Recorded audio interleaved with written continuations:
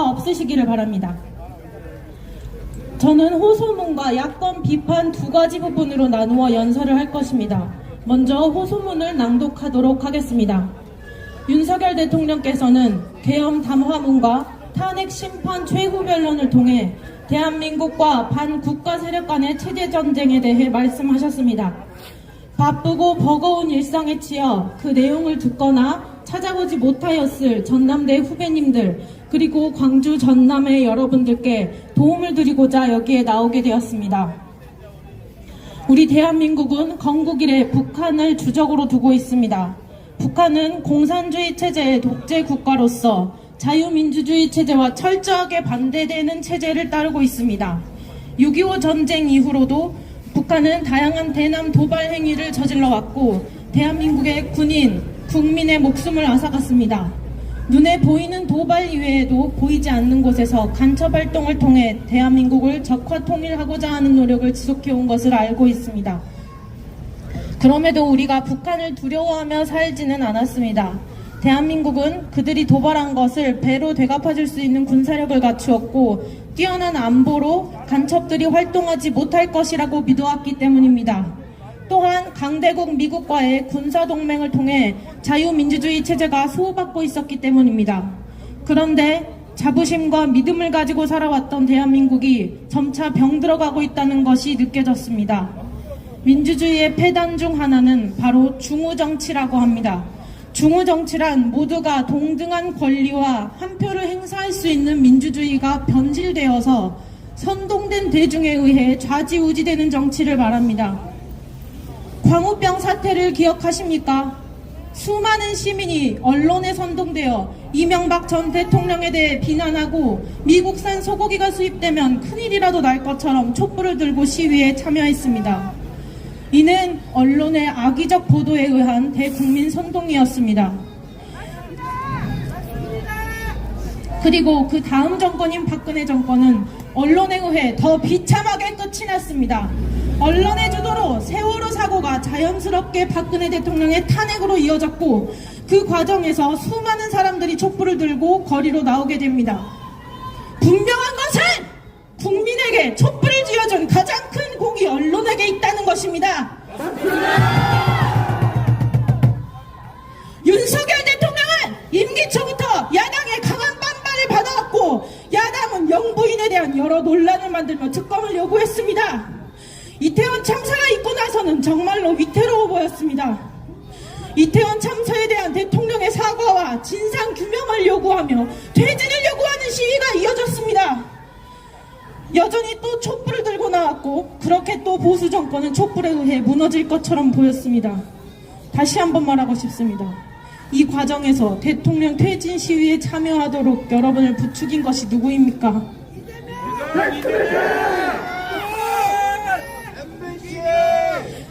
대통령 퇴진 시위에 참여하도록 여러분을 부추긴 것이 누구입니까? JTBC, 맞습니다. MBC. 그리고 가장 큰 영향을 준 것이라고 생각하는 것에 저는 언론이라고 보고 있습니다.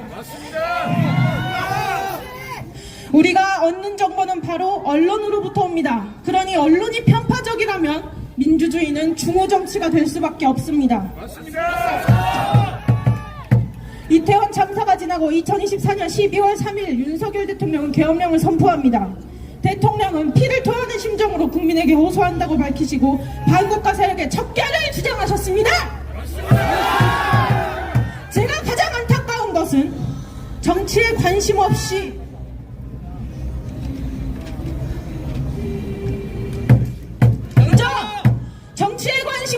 그저 언론의 뉴스를 꾸준히 접해온 국민들에게는 계엄령도 여야 간 정치 싸움의 일환이며 야당의 공격에 참다 못한 대통령의 선 넘은 공격으로 보였을지도 모른다는 것입니다. 그러나 수많은 국민들이 계엄령을 계몽령으로 부르는 이유가 있습니다. 많은 이유들 중 반국가 세력에 대한 이해를 도울 수 있는 내용을 말하고자 합니다. 윤 대통령의 탄핵 심판 변론 과정에서 민주노총 간부로 있었던 북한 간첩의 지령문의 내용이 공개되었습니다. 인터넷에 다음과 같이 검색하면 누구나 그 내용을 볼 수 있습니다. 민노총 간부 간첩 사건 지령문을 몇 가지 읽어보겠습니다. 먼저 후쿠시마 원전 오염수 방류에 관한 것입니다. 일본 것들의 오염수 방류 결정을 한반도와 주변 나라들에 대한 핵테러 행위, 전 인류에 대한 대학살 만행으로 폭로, 단죄하는 기사들을 집중 게재하고 지역별 반일 투쟁 소식들과 대일 강경 보복을 요구하는 사회적 여론 동향을 널리 보도하여 민중들의 반일 감정을 지속적으로 높여나가라. 놀랍게도 이 지령문은 고스란히 우리 사회의 모습이었습니다. 그리고 이 지령을 성실히 수행한 당은 바로 거대 야당이었습니다. 야당이 북한 간첩에 받은 지령문에 일치하게 행동했다는 것만큼 집중해야 할 것이 하나 더 있습니다. 바로 기사들을 게재하라라는 대목입니다. 그 당시 언론은 우연인지 아닌지 열심히 후쿠시마 원전 오염수 방류에 대한 기사를 보도했고 반일 감정을 부추겼습니다. 물론 반일 감정으로 끝난 것이 아니라 수산업계는 막다한 타격을 입었고 후쿠시마 오염수 괴담이 사실이 아님을 밝히는 데에도 국비 1조 6천억 원이라는 국가의 예산이 헛되이 소비되었습니다. 맞습니다. 북한이 대한민국에 기사를 게재할 능력이 있다는 것이 놀랍지 않습니까? 맞습니다. 그리고 그보다 더 두려운 것은 우리가 언론에 흔들릴 수밖에 없는 국민이라는 것입니다. 다음입니다. 윤석열 놈과 일가 족속 측근들의 정치 추문을 집요하게 물고 늘어지면서 적처벌을 요구하는 압박 공세를 지속적으로 강화하여 윤석열 탄핵 투쟁의 불씨를 지펴 올려라. 왜인지는 몰라도 이번에도 역시 야당 세력은 지령문과 동일한 행보를 보였습니다. 이 지령문도 그저 간첩의 지령이 닿았을 수도 있는 시민단체, 노조단체에서만 행한 행동이 아니라 거대 야당과 언론이 함께한 행보입니다. 그리고 그 언론을 듣는 것은 우리 국민입니다. 다음입니다. 영업 일부를 진보당의 확고한 지지 세력으로 만들기 위한 사업에 주되는 관심을 들이며 영업 일부가 핵심적으로 참가하는 전국 민중 행동에서도 진보당과의 정책 협약, 정책 연대를 맺고 공동투쟁, 연대 활동을 다각도로 벌여 진보당의 사회적 지위를 부단히 높여가는 데 이바지하라. 영업 일부가 무엇인지는 모르겠으나 진보당은 우리가 많이 봐온 당입니다. 광주의 통행량이 많은 거리면 10중 8구 윤석열 대통령을 비난하는 정치적 선동 문구로 플래카드를 걸어놓는 당이죠. 그리고 이 당이 북한에서 공식적으로 밀어주는 당이라고 말하고 있습니다. 또한 전국 민중 행동에 대해 찾아보면 노동자의 권익을 보호하는 것을 넘어 반미 공산주의를 추구하는 단체임을 알 수 있습니다. 대한민국이 아무리 다양성을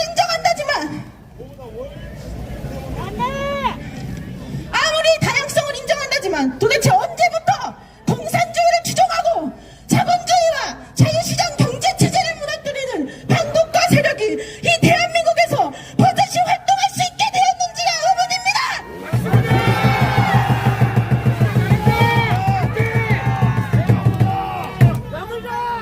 의문입니다. 끝으로 하나만 더 소개하고자 합니다. 11월 12일 비가 오는 속에서도 이태원 참사 희생자 추모 시민 촛불 집회를 개최하여 땡땡땡 퇴진 함성이 서울 시내를 뒤흔들어 놓은 것과 같이 땡땡땡 년의 탄핵을 이끌어낸 2014년의 세월호 참사 진상규명 투쟁을 연상시키는 대중적인 항의 행동들이 연이어 벌어지는 한편 야당들이 정부 책임론을 최대로 부각시키면서 땡땡땡 패거리들을 집중 공격하고 있으며 심지어 보수 지지층 내에서조차 이번 참사의 책임을 회피하려는 당국 것들에 대한 불만의 목소리가 높아지고 있습니다. 땡땡땡에는 대통령님들의 성함을 넣으시면 이해가 빠를 것 같습니다. 이걸 잊고 있는 저조차도 이것이 음모론이길 바랄 뿐입니다. 그런데 어떡합니까? 이것이 법정에서 밝혀진 북한과 간첩이 나눈 지령문이라는 사실입니다. 도대체 우리가 추모한 시간들은 무엇입니까? 사람의 목숨을 정치적으로 활용하고자 하는 북한 간첩들에게 그들에게 동조하기 위해 촛불을 들고 애도했던 것입니까? 그래, 맥락상 살펴보건대 어쩌면 세월호 참사를 정치적으로 활용한 것 또한 북한의 지령과 관계된 것일 수도 있습니다. 더 할 말이 없을 만큼 참혹하지만 이 또한 거대 야당의 행보와 정확히 일치하며 언론은 그들의 목소리가 되어주었습니다. 최근 4명의 대통령 가운데 3명의 보수 진영 대통령은 이렇게 수많은 구설수에 오르며 힘겹게 대통령 임기를 마치거나 탄핵될 위기에 처해 있습니다. 그러는 와중에 문재인 대통령은 북한을 주적이라고 발언할 수조차 없다 하고 북한의 국가 기밀이 담긴 USB를 건네고 헌법의 역사 교과서에서 자유민주주의의 자유를 없애려 하며 공산주의 독재체제인 한국이 중국몽에 함께할 것, 중국은 높은 산봉우리, 한국은 작은 나라와 같은 발언을 하는 등 국가관이 의심될 정도의 행보를 보여주었습니다.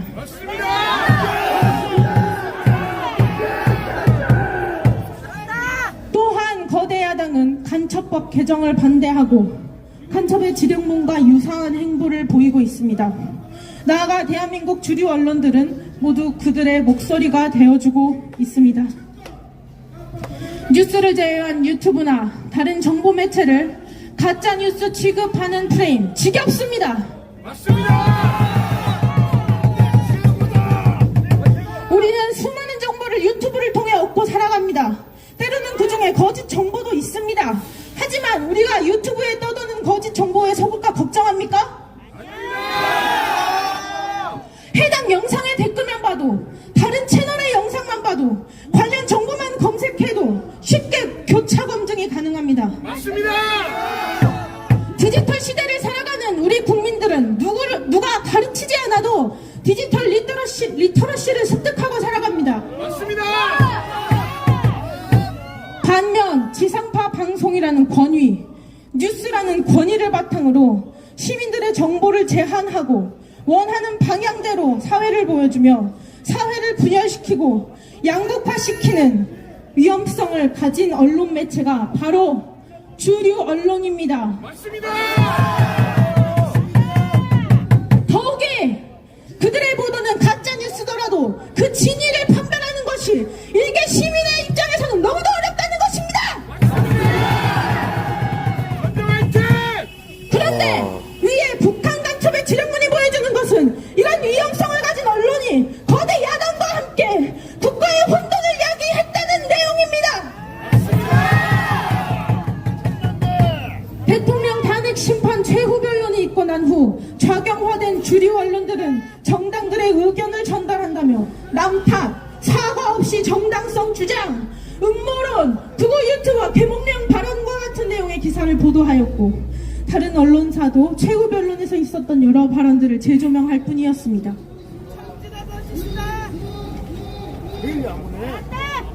예시를 하나 들고 싶습니다. 작년 한 해 광주 시민들은 행복할 이유가 하나 더 있었습니다. 광주에 연고지를 둔 프로야구팀 기아 타이거즈가 우승을 했기 때문이죠. 우리가 기아의 야구 경기를 보는데 한 선수의 세이브 아웃이 중요한 상황에서 승부조작의 정황이 발견되었다고 해봅시다. 제 아무리 음모론같이 믿기지 않는 이야기더라도 승부조작의 정황이 있었다면 한 경기의 승패를 가르는 세이브 아웃보다도 승부 조작에 더 초점을 두어야 하는 것 아닙니까? 제가 현재의 사회와 언론을 바라보며 드는 생각입니다. 우리나라의 근간을 흔들 수 있는 반국가 세력의 정치 및 언론 간섭이라는 중요한 사안을 두고 모든 언론이 모른 채 하고 있으며 어떻게 오직 대통령의 탄핵 심판에 대해서만 보도를 할 수 있는 것입니까? 거짓 정보로 선동할 언론은 있으나 국가의 위기 상황에 대한 국민의 관심을 고조시킬 언론은 없는 것입니까? 언론은 정론 지키라라. 내 것이야. 언론 다 나온다. 제가 좌나 우로 치우친 사람으로 보이십니까? 이 우파의 불모지 호남에서 제가 우파를 지지한다고 해서 무엇이 행복하며 저에게 어떤 개인적 이득이 있겠습니까? 맞습니다. 대통령을 지지한다 한들 주위에 적만 만드는 꼴이 되는 건 아닌가 하는 생각에 걱정이 되고 두려운 것이 현실입니다. 맞습니다. 스스로 왕따 되기를 자처하고 그것을 즐기는 사람이 어디에 있단 말입니까? 저도 가족, 친구들과 실없는 소리하며 웃고 좋은 이야기만 하고 지내고 싶습니다. 그럼에도 여기에 나와 말하는 것은 오직 나의 국가에 대한 사랑과 걱정이 앞섰기 때문입니다. 부정선거, 반국가 세력의 정치 및 언론 간섭은 음모론이라며 넘어갈 일이 아니라 의혹조차 남겨선 안 될 중요한 사안입니다. 그런데 부정선거, 반국가 세력의 정치 및 언론 간섭을 그 모든 일의 가해자로 써있는 야당이 음모론으로 규정한다 해서 이거 음모론이네 하고 넘어갈 수 있는 일입니까? 아닙니다. 심지어 언론과 함께 이미 국민을 선동한 경력이 명백한 당을 말입니까?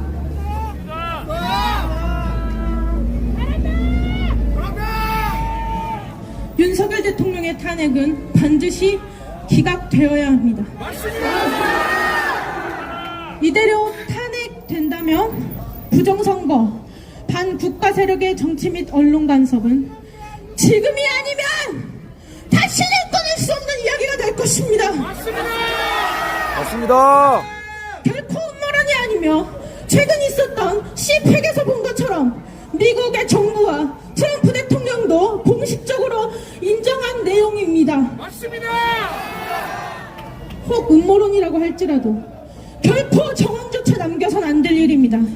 이는 국가의 체제가 걸린 일이며 해결되지 않는다면 국가를 분열시킬 수 있기 때문입니다. 맞습니다. 야당을 지지하시는 분들도 다시 한번 생각해 주시기 바랍니다.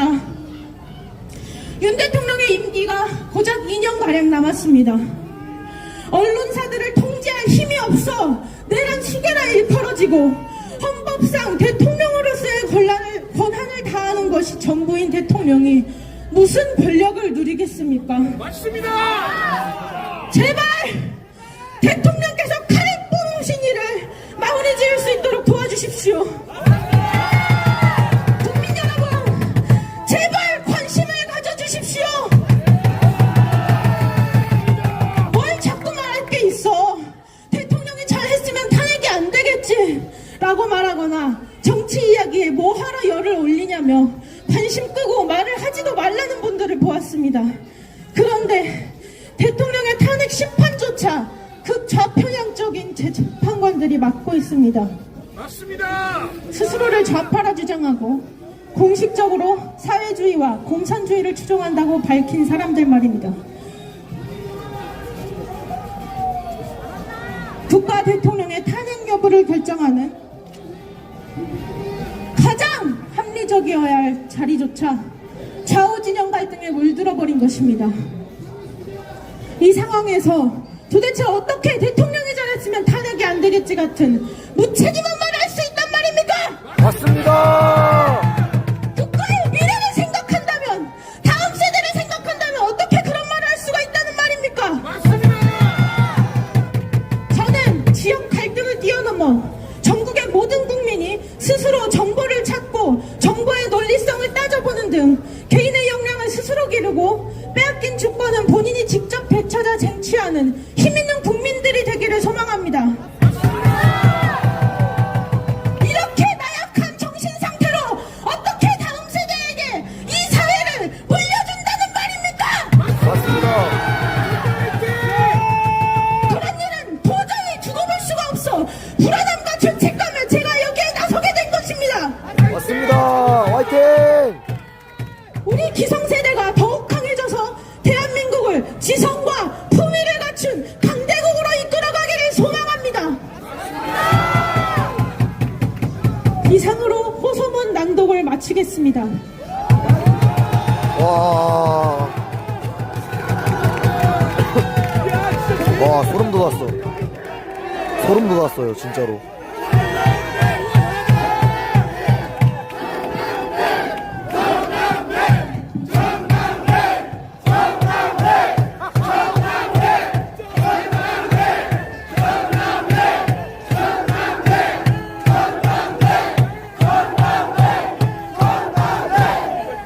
전남대 최고다. 야 미쳤다 진짜 미쳤다. 당대표 하세요. 제가 당대 낼게요. 전남대를 국회로.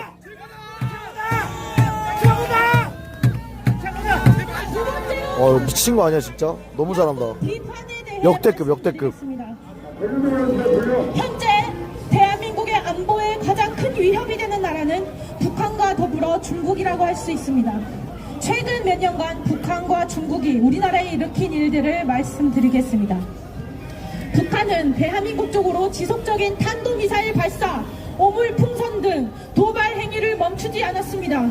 중국은 우리나라에 자국민들을 보내어 부산항에 정박한 미국 항공모함을 드론으로 촬영, 2년 이상 한국 군사시설을 불법 촬영하게 하였습니다. 또한 2024년 11월 국정원 건물을 촬영하였습니다. 이를 자행한 자는 중국인이었습니다. 대한민국의 안보를 심각히 훼손하는 이들은 어떻게 되었습니까? 우리의 주적 북한이 아니라는 이유로 간첩법이 적용되지 않았습니다. 불구속 통치되었습니다. 우리의 국가기밀을 촬영하는 엄연한 국가안보 위협 행위를 하였는데도 이에 대한 조치가 이루어지지 않은 것입니다. 이뿐만이 아닙니다. 간첩 행위를 하는 자들이 여럿 있습니다.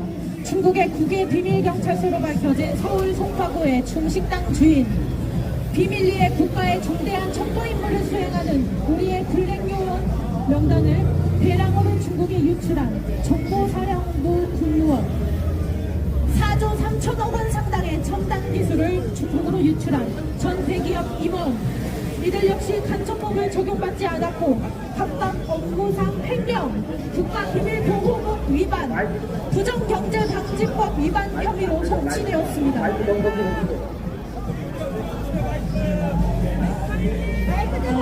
마이크 소리 좀 높여주십시오.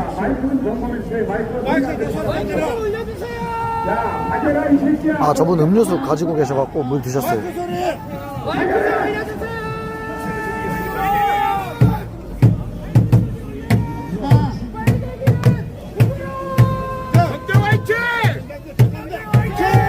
서울 있다가 저녁 때 올라가야죠.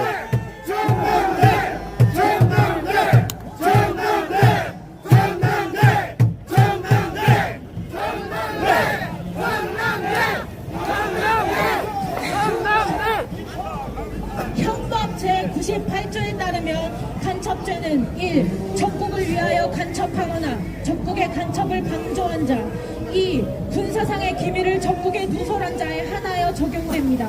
현재 포괄적 안보 개념이 새롭게 등장하면서 적국의 개념이 모호해지고 있는 가운데 계속해서 간첩의 범위를 적국에만 두는 것이 아닌 외국으로 확장하자는 간첩법 개정안 제안이 나오고 있는 상황입니다. 그런데 이러한 상황에서도 더불어민주당은 간첩법 확대를 반대하였습니다. 맞습니다. 민주당은 과거 문재인 전 대통령의 한국이 중국몽에 함께할 것, 중국은 높은 산봉우리, 한국은 작은 나라 바람과 이재명 대표의 중국 대사 싱하이민과의 만남에서 보인 저자세 외교와 쉐쉐 발언 등으로 친중적 태도를 드러내왔습니다. 맞습니다. 민주당이, 야권이 정말 국가의 안보를 진심으로 생각한다면 어떻게 저런 태도를 취할 수 있는지 묻고 싶습니다. 맞습니다. 민주당을 타도하자! 또한 민주당은 차세대 기술로 주목받는 원자로 기술을 비롯한 원전 사업 관련 예산은 90% 가까이 대폭 삭감하였고 그 2배가 넘는 금액을 신재생에너지 태양광 관련 산업 예산에 증액했습니다. 현재 태양광 패널 생산의 80%를 차지하는 국가는 다름 아닌 중국입니다. 맞습니다. 그리고 2021년에는 중국 공산당 창당 100주년 기념행사에서 더불어민주당 당기가 발견되었으며 선관위 비밀번호로 사용된 1, 2, 3, 4, 5가 공산당 통치 시스템과 민주당 선거 구호와 연관되었다는 의심을 받고 있습니다. 맞습니다. 민주당의 싱크탱크인 민주연구원이 기관 및 싱크탱크인 중앙당교와 협약을 맺은 사건 역시 더불어민주당과 중국 공산당 간의 연결 의혹을 더욱 증폭시키고 있는 현실입니다. 현재 야당은 중국과의 관계와 달리 미국과의 관계에서 명확한 거리두기를 보이고 있습니다. 개헌 직후 야당 6개 정당, 더불어민주당, 조국혁신당, 개혁신당, 진보당, 기본소득당, 사회민주당이 제출한 제1차 탄핵소추안에서는 윤석열 대통령은 소위 가치외교라는 미명하에 지정학적 구독 감사합니다. 균형을 도외시한 채 북한과 중국, 러시아를 적대시했다는 내용이 포함되어 있었습니다. 여기서 언급된 가치외교란 미중 신냉전 구도 속에서 한국이 미국 중심 진영의 승리를 지원하고 한미일 협력을 강화하는 외교 정책을 의미합니다. 그런데 이재명 대표는 과거 주한민군을 전면군이라 지칭했으며 대통령이 되면 사드 배치를 철회하고 주한미군 철수도 감수할 것이라는 반미 의도가 드러나는 발언을 하였습니다. 맞습니다. 주한미군은 군사적 안보뿐 아니라 경제적 측면에서도 외국 자본을 유치하고 이를 안정적으로 유지하는 데 중요한 역할을 하고 있습니다. 이러한 행보를 보인 민주당이 과연 국가의 안보와 이익을 최우선시하는지 의문이 남습니다. 맞습니다. 명백한 친중, 반미 성향을 보이는 민주당이 최근 갑자기 방향을 틀어 한미 동맹 지지 결의안을 발의했으나 그동안의 행보로 인해 그 진정성을 신뢰하기 어려운 상황입니다. 이에 따라 야당에게 다음 2가지 사항을 요구하는 바입니다. 첫째, 야당은 간첩법 개정안을 국민의 뜻으로 수용하십시오. 과거의 전통적인 안보는 주권, 국민, 영토를 외부의 군사적 위협으로부터 보호하는 내용이 주리었습니다. 그러나 최근에는 AI 기술을 포함한 각종 과학기술이 발전하는 등 문명이 고도로 발전함에 따라 사회의 구조가 보다 복잡해졌습니다. 따라서 정치, 경제, 사회 등 다양한 방면으로 안보가 위협받고 있는 상황입니다. 대한민국의 기술과 경제의 발전을 위해 큰 책임을 지고 있는 대기업 및 첨단 과학기술 기업들이 산업 스파이로부터 성과를 도둑질당한다면 그 원통함은 어떻게 책임질 것입니까? 기업의 일원이 되겠다는 꿈을 가지고 청춘을 학문에 바친 2030 세대들의 삶은 무참히 짓밟혀도 되는 것입니까? 산업 스파이가 국내 기업 종사자들의 땀과 눈물이 들어간 결과물을 빼앗아 갔는데도 아무런 처벌을 하지 않는 것은 있을 수 없는 일입니다. 맞습니다. 산업 스파이가 활동하지 못하도록 간첩법 개정안을 만들어야 합니다. 맞습니다. 간첩의 범위를 북한에만 두지 말고 외국으로 확장해야 합니다. 맞습니다. 여러분, 우마오당을 아십니까? 인터넷에 검색해보면 중국 공산당이나 중국 정부에 의해 고용된 인터넷 여론관리, 댓글 알바를 담당하는 인터넷 평론원 또는 여론 조작용 로봇이라고 나옵니다. 쉽게 말해 중국의 국영 댓글 부대입니다. 인터넷상에서의 여론 조작은 증거가 거의 남지 않기 때문에 중국 공산당이 선전도구로 애용하고 있으며 특히나 대한민국에서는 각종 인터넷 커뮤니티와 SNS에 상주하며 여론 선동을 하고 있습니다. 2017년 미국 하버드대 연구팀은 약 1100만 명 규모로 추정되는 중국 관련 댓글 부대가 SNS에 올리는 댓글 수만 매년 5억 건에 달한다고 분석했습니다. 2024년에는 우마오당의 규모가 4천만 명 이상인 것으로 전해졌습니다.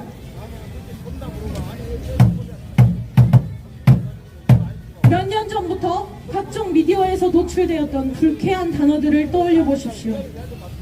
헬조선, 독방육아가 떠오르지 않습니까?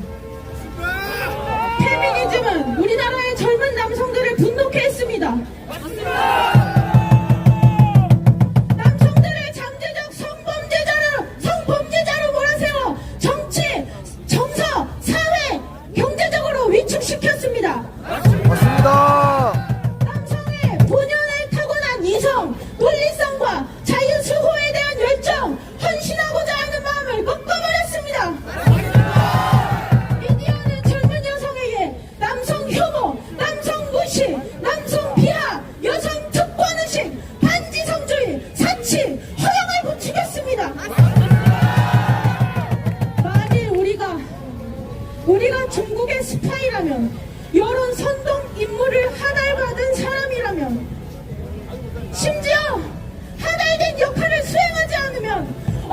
죽임을 당할지 모르는 공산주의 국가에 살고 있다면 무슨 짓이든 못하겠습니까?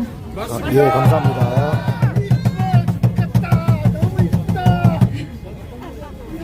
너무 잘한다. 전남대! 전남대! 전남대! 전남대! 전남대!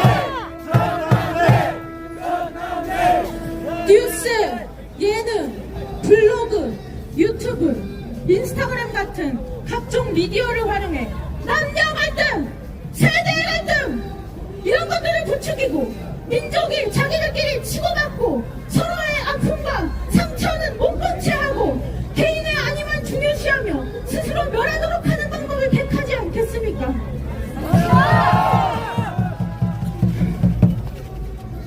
미디어에서 우리 모두가 들어보았던 말들, 우리 국가와 국민의 자존감을 깎아내리고 가치를 폄하하는 말들, 누가 우리들을 가스라이팅했습니까?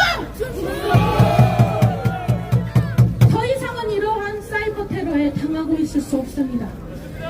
사이버 테러에 가담하는 자들을 잡아들이고 실명을 공개하고 처벌하여 더 이상 대한민국을 망가뜨릴 수 없도록 간첩법 개정안을 만들어야 합니다.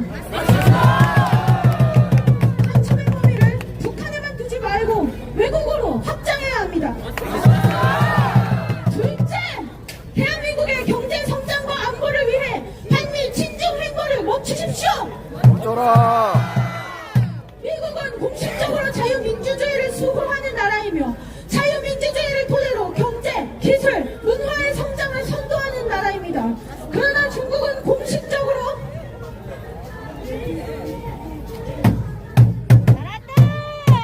잘한다.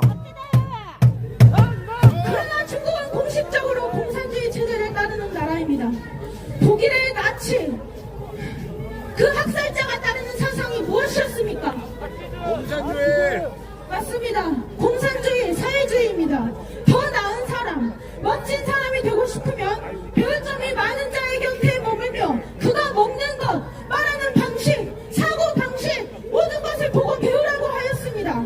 극력 자극, 나쁜 사람과 가까이 지내면 나쁜 버릇에 물들기 쉽다고 하였습니다. 2030, 6070 세대들, 그리고 이 자리에 모인 우리 광주 시민 여러분들은 공산주의가 너무나도 싫습니다. 공산주의의 끝에는 명예 실추, 파멸, 허무함이 기다리고 있습니다. 제발 이 나라를 살려주십시오. 퇴보하는 국가를 만들 것인지 진보하는 국가를 만들 것인지는 지금 우리들의 손에 달려 있습니다. 자유민주주의를 수호하는 우리 애국 시민들은 대한민국의 자유를 지키기 위해 목숨을 걸었습니다. 이 자유주의의 물결은 결코 잠재울 수 없을 것이며 우리의 뜨거운 의지가 귀를 열지 않는 사람들의 마음 깊숙이 타고들 때까지 계속 큰 목소리로 외칠 생각입니다.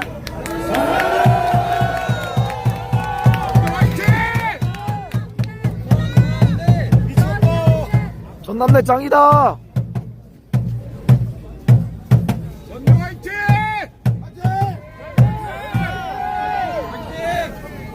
지난 몇 년간 우리는 힘든 시기를 보냈습니다. 취업길에 막힌 청년들과 짐이 무거워 자신의 삶을 끝내버린 청년들, 눈앞에 마주한 미래에 희망이 보이지 않아 결혼과 출산을 포기한 청년들, 급변하는 사회 속에 이리저리 나눕니다. 정처 없이 부유하는 청년들, 우리의 모습은 거대한 벽에 가로막혀 무력감을 느낀 채로 자신만의 방식대로 몸부림쳐보는 것이 다였습니다. 4050 부모님 세대들은 누구보다 귀한 당신의 자식들이 무너져가는 모습을 바라보며 무력감과 죄책감에 마음 아파하였습니다. 6070 그리고 그 이상의 조부모님 세대들은 전쟁에 목숨을 바쳐 지킨 이 대한민국의 자유민주주의가 무너져가는 것을 보며 비통해하셨습니다. 건강한 어른의 사랑과 사회의 배려로 성장해야 하는 10대들은 총체적 난국인 이 사회를 보고 얼마나 두렵고 불안해했겠습니까? 대한민국의 모든 세대는 그동안 얼마나 많은 시도와 좌절을 겪어야 했습니까? 이제는 그 멍에를 벗어버릴 기회가 우리의 눈앞에 와 있습니다. 이제는 우리를 괴롭히는 것의 정체가 무엇인지 서서히 드러나고 있습니다. 그것은 부정선거의 정황과 선거에 개입된 중국과 사이버 테러와 산업 스파이와 화교, 우대, 차별 정책과 행정부를 마비시키는 야당의 입법 복제와 탄핵 남발입니다. 맞습니다.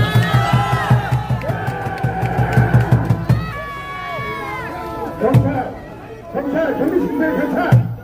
여러분! 야, 이 새끼야. 경찰, 빨리 경찰에 주세요. 우리는 싸우지 마세요. 국민의 힘으로 국회에 긴장하지 말고. 경찰. 한국법을 개정하라! 당내의 친중 정책을 멈춰라!